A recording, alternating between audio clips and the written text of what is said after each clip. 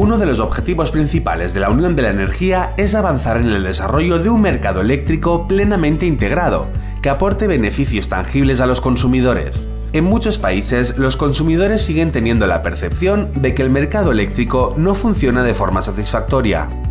Para avanzar en la integración, la Unión Europea plantea como objetivos necesarios, por un lado, mejorar las interconexiones eléctricas entre países y, por otro, reforzar el comercio transfronterizo desarrollando mercados a corto y largo plazo que permitan generar las señales adecuadas para facilitar las inversiones en tecnologías modernas, tanto a los productores como a los consumidores. La realidad actual es que en muchos países de la Unión los precios siguen regulados en el mercado minorista en distinto grado, lo que limita el desarrollo de la competencia.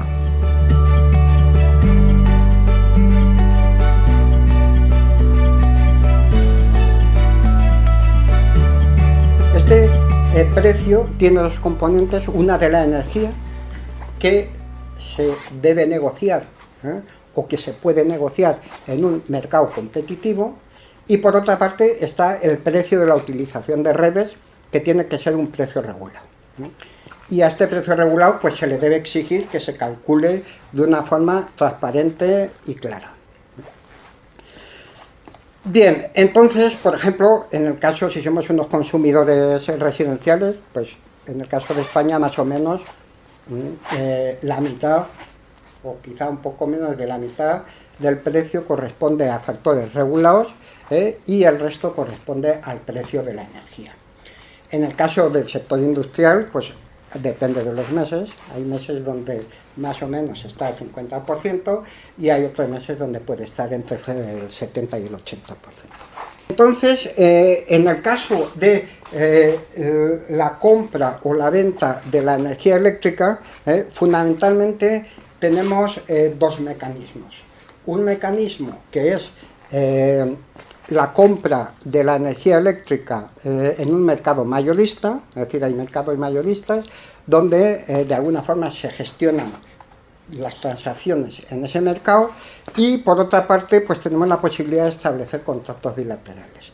Estos contratos bilaterales han sido muy comunes en el pasado, realmente se negociaban a largo plazo y eran bastante complejos de negociar. Entonces, hoy en día la tendencia que hay en muchos países es, pues hacer más fácil esta negociación, es decir, crear unos power exchangers, unos intercambiadores de energía que se dediquen a gestionar o a facilitar este tipo de transacciones. En el caso de España, por ejemplo, pues en la situación de hace muy pocos años, básicamente casi toda la energía se gestionaba a través del mercado mayorista. Esta negociación de la energía, lo hemos llamado mecanismos de abastecimiento, que son mecanismos de suministro de energía. Aparte de estos mecanismos de abastecimiento, hay unos mecanismos que llamamos de ajuste, porque nunca somos capaces de prever al 100% qué energía eléctrica vamos a necesitar y por tanto siempre hay desequilibrios en la red. Estos desequilibrios se tienen que corregir a través de unos mecanismos de ajuste. Esto lo realiza el operador del sistema al que nos hemos referido anteriormente. Bien, entonces este abastecimiento puede ser a nivel mayorista o a nivel minorista, como en cualquier bien de consumo que nos encontremos, ya sea de alimentación, etcétera. ¿De acuerdo? Bien, entonces estos mecanismos de ajuste realmente donde se consiguen es en lo que llamamos mercados de operación.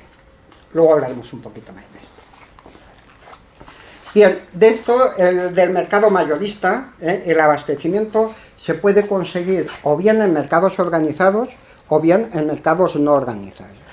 Los mercados no organizados son aquellos en los cuales los compradores y los vendedores se ponen de acuerdo directamente, pactan el precio y la cantidad que quieran, nadie se entera de ello, y el mercado organizado es donde tenemos unas reglas que son las que permiten establecer el precio y las cantidades que se van a transar. En el caso de Europa, en el caso de casi todos los países de Europa, pues las posibilidades que tenemos, se suele tener un mercado diario. Este mercado diario es donde se gestionan las transacciones de energía de un día para otro. Puede haber a más largo plazo, que es lo que llamamos futuros, y como el plazo de un día es muy largo, a la hora de prever pues, fallos en equipos, etcétera, pues necesitamos mercados a más corto plazo, que es lo que llamamos mercados intradiarios. Bien, en cuanto al mercado minorista, para los consumidores pequeños o medianos, pues los pequeños todavía tenemos la opción de ir con una tarifa regulada y también se tiene la opción de contratar en el mercado liberalizado, a través de comercializadores o retailers. Bien, entonces, ¿cómo funciona el mercado diario? Pues el mercado diario funciona de forma que hay un agente que se llama el operador del mercado, y este operador del mercado lo que hace es recibe unas ofertas de compra de energía y las ordena de mayor a menor precio. Se da un precio máximo que se llama un precio instrumental, con el fin de acotar estos precios. Bien, entonces, una vez ordenadas las ofertas de compra y venta de energía, lo que se hace es, se determina el precio de casación. Este precio de casación tiene una característica importante, primero que es único para todas las transacciones que se van a realizar en el sistema, y segundo que está determinado por el coste marginal o por el precio marginal que oferta la última oferta de los generadores necesarias para cubrir la demanda. Esta forma de realizar la casación yo creo que es cuestionable. Es cuestionable porque, por ejemplo, hace 3 meses en España tuvimos una serie de circunstancias que fueron fundamentalmente la ausencia de generación hidráulica porque no había agua, la ausencia de generación eólica porque no había viento, y además se sumó aquí a la necesidad de exportar energía a Francia porque estaba sufriendo unos problemas por la operación de las centrales nucleares. Entonces, en definitiva, lo que pasó es que nos fuimos a unos precios elevadísimos. Esto yo creo que es un aspecto que hay que modificar, en el sentido de que cuando se determinan condiciones excepcionales, yo creo que los consumidores no tienen por qué pagar el precio incremental, sino que hay otros mecanismos, para el caso de oligopolios, etcétera, que permiten de alguna forma determinar un precio más razonable para los consumidores. En este sentido, los vendedores hacen una oferta de venta donde la teoría económica demuestra que en caso de condiciones de competencia perfecta, pues la oferta esta debe coincidir con los costes incrementales de operación. ¿De acuerdo?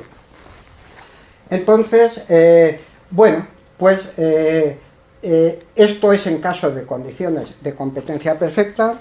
Cuando se detecta que esa competencia perfecta no se puede dar, no hay más remedio que determinar de otra forma los precios, ¿no? Porque en realidad lo que ocurre es que si hay un precio muy elevado, lo que ocurre es que los generadores están recibiendo una cantidad muy grande de dinero que en otras condiciones no recibirían. Respecto a los términos de utilización de red, los famosos peajes, pues en definitiva estos peajes básicamente hay dos, uno por el uso de la red de transporte y otro por el uso de la red de distribución. Bien, el uso de la red de transporte, o sea, la filosofía que hay en casi todos los países para estos peajes es una filosofía que se traduce en el método que se llama del sello de correos, según el cual cada consumidor paga por el nivel de tensión a que esté conectado y por la cantidad de energía que recibe o vende. Esto quiere decir que este peaje no depende de dónde estén localizados los consumidores.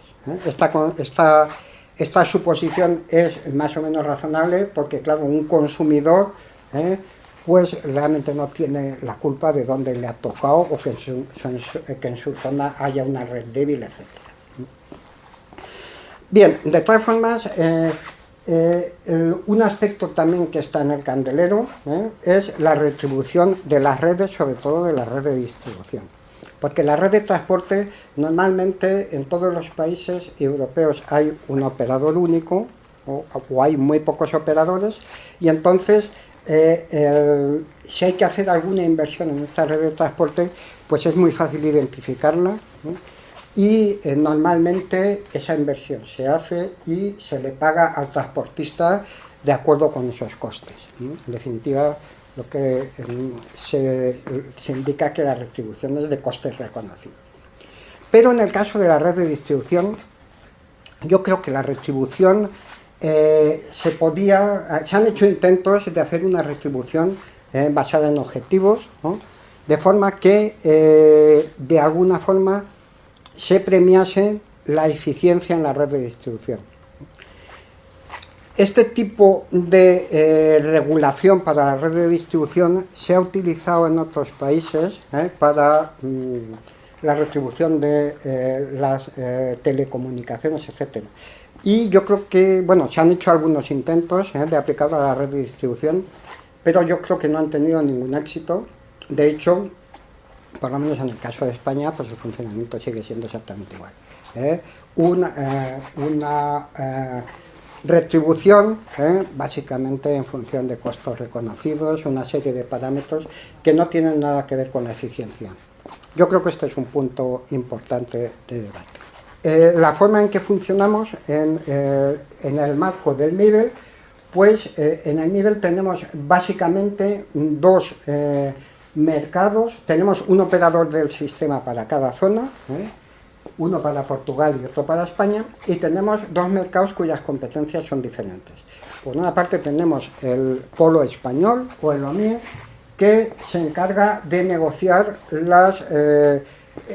se encarga de gestionar el mercado diario de operación, el mercado spot, o el mercado a corto plazo, de un día para otro, y los mercados intradiarios. Y en el caso de Portugal, pues tenemos un mercado organizado donde se dedica a gestionar lo que se llama el mercado a plazo, que son contratos a futuros, u opciones que también se están empezando a considerar. La interconexión con Francia y con Marruecos es responsabilidad del OMIE, del mercado español. Bien, entonces esto da lugar a una serie de mercados cuya secuencia de negociación es la que tenemos en la figura. Por una parte tenemos un mercado no organizado, que son contratos bilaterales over the counter, es decir, negociar directamente.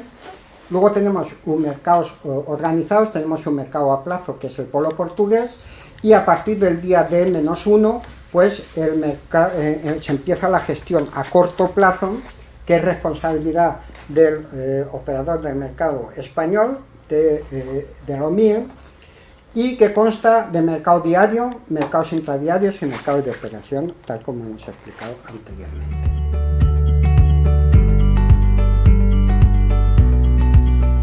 Bien, en el caso de Europa, pues tenemos muchos mercados regionales, ¿de acuerdo? Tenemos el caso de España, OMIE, tenemos un mercado de Centro Europa, Alemania y Francia básicamente, y tenemos otra serie de mercados, ¿de acuerdo?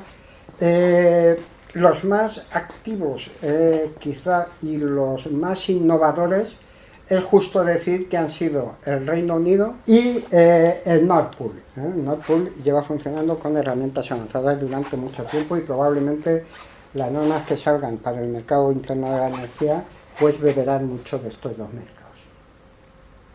Un aspecto importante en estos dos mercados que quiero resaltar ahora, porque creo que es una asignatura pendiente que tenemos en España, es el tema de la participación activa de la demanda. En el sentido de que, como he dicho anteriormente, pues el consumidor se ha considerado en el pasado un elemento muy inactivo, y realmente actualmente pues está proporcionando uno de los recursos más valiosos que se tienen para la operación de la red. De forma internacional me gustaría comentar que, por ejemplo, en el estado de Texas, en Estados Unidos, que está gestionado por el operador ERCOT, pues la mitad de los recursos que se obtienen para gestionar la red se sacan de la demanda. Estos recursos para gestionar la red quiere decir reserva giratoria y reserva rápida. Y más de la mitad se sacan de recursos de la demanda, con lo cual el precio de la operación ya deja de estar sujeto a las ofertas únicamente de los generadores, y con lo cual las reducciones en el precio de la operación son significativas. Esto se está explorando a nivel de proyectos europeos, etcétera, en Europa, en proyectos financiados por la Comisión Europea, pero realmente yo creo que este va a ser uno de los aspectos donde va a ser más importante. Es uno de los retos mayores que tenemos a la hora de reorganizar el mercado interior de la energía, y en este sentido, por ejemplo, tenemos que aprovechar la experiencia que ha habido en Estados Unidos. Ya no me refiero a Texas, sino me refiero, por ejemplo, al mercado de Nueva Inglaterra, y más en general a las resoluciones de la FERC, la Federal Energy Regulatory Commission. Entonces, este organismo está intentando potenciar la respuesta de la demanda con el fin de bajar los precios de operación de la red. Está encontrando mucha oposición por parte de los operadores de red y por parte de los generadores, porque desde el punto de vista de un operador de red, pues puede parecer más fácil operar grandes generadores a la hora de controlar frecuencia o resolver algunas contingencias que haya podido tener en la red.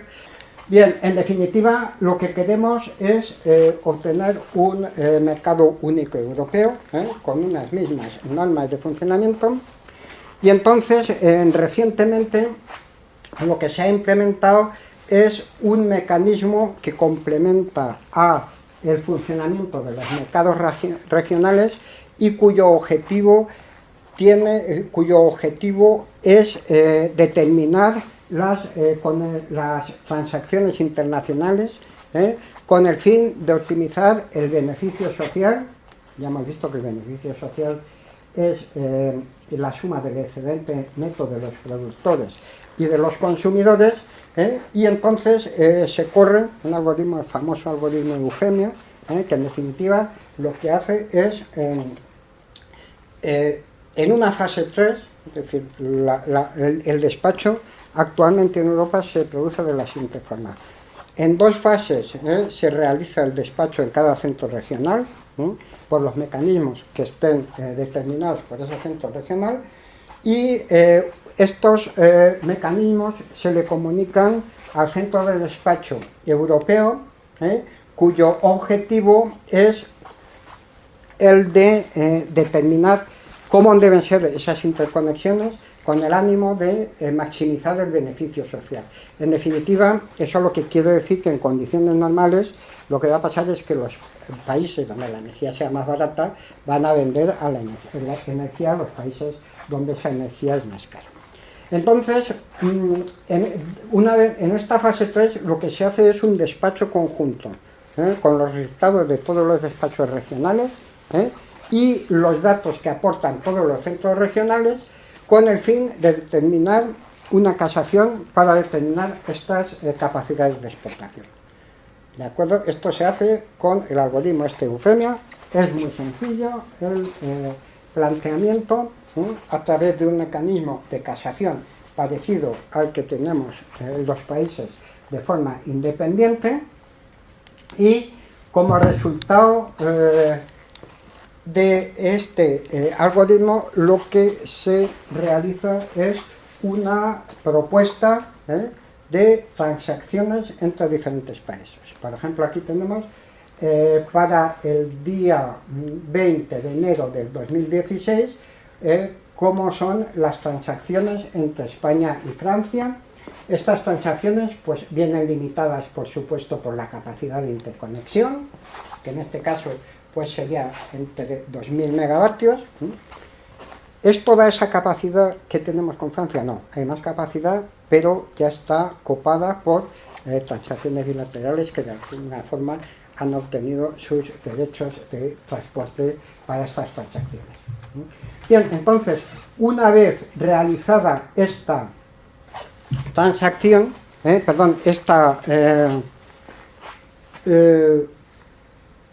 esta planificación o esta propuesta de intercambios internacionales, hay que realizar otra iteración más en cada uno de los centros regionales, incorporando, si las ofertas son para comprar energía, en el caso de España se le daría el precio, el coste incremental máximo, y en el caso de que fuera para vender energía se le daría el coste cero, un coste de 0 euros por kilovatio hora, sabiendo que la retribución va a ser con el coste marginal. Bien, en esta fase pueden aparecer problemas en los cuales pues estas capacidades, este intercambio de energía hay que modificarlo porque se alcancen algunos límites de costes que puedan ser perjudiciales para alguno de los países, de forma que esto se hace de forma más o menos iterativa.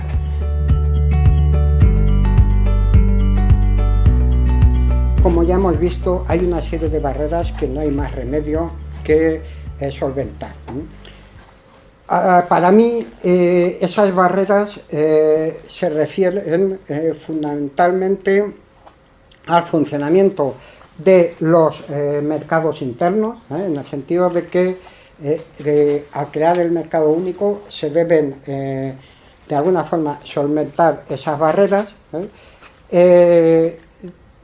garantizando un precio y un coste, un precio justo para la energía eléctrica en función de las condiciones. Otro aspecto importante que hay que potenciar y que yo creo que ya se está en esta línea es el de, en el caso de España, pues aumentar los intercambios con Francia, porque, bueno, pues que eso es bueno para para el comportamiento de los precios.